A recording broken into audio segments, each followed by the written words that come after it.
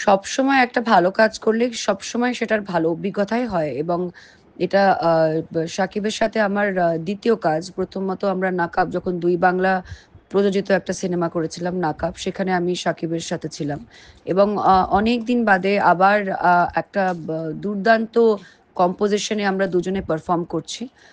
একটা দারুণ গান। গানটার নাম 'চাঁদ মামা'। আ মানুষের এত ভালোবাসা, এত উচ্ছ্বাস, উন্মাদনা এই গানটাকে নিয়ে এটা আমাদের কাছে অ্যাজ অ্যান আর্টিস্ট বিশাল বড় একটা প্রাপ্য।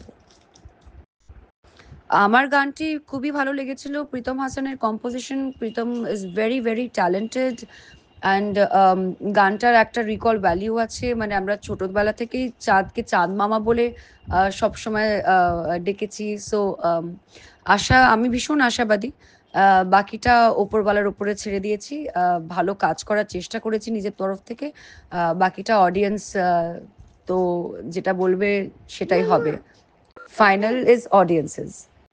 শাকিব ভাইয়ের মধ্যে পার্থক্য কি সেটা আমি পরে আসি। প্রথমত 'নাকাবে' যখন কাজ করেছিলাম উনি ততটাই হার্ড ওয়ার্কিং, ততটাই ওয়ার্ম এবং হাম্বল ডাউন টু আর্থ একজন অভিনেতা। অ্যান্ড এবারেও দেখলাম যে উনি 120% এফোর্ট দিয়েছেন অ্যাজ অ্যান আর্টিস্ট। আর ততটাই ভালো ওনার বিহেভিয়ার, ততটাই মাটির মানুষ উনি।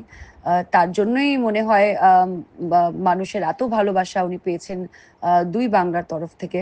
অ্যান্ড সেকেন্ডলি শুধু এটাই বলতে পারি পার্থক্যের মধ্যে যে উনি দিনে, দিনে বয়সটা আরো কমে যাচ্ছে। উনি আরো ইয়াং হয়ে যাচ্ছেন এবং দেখতে ওনাকে আরো বেশি ভালো লাগছে।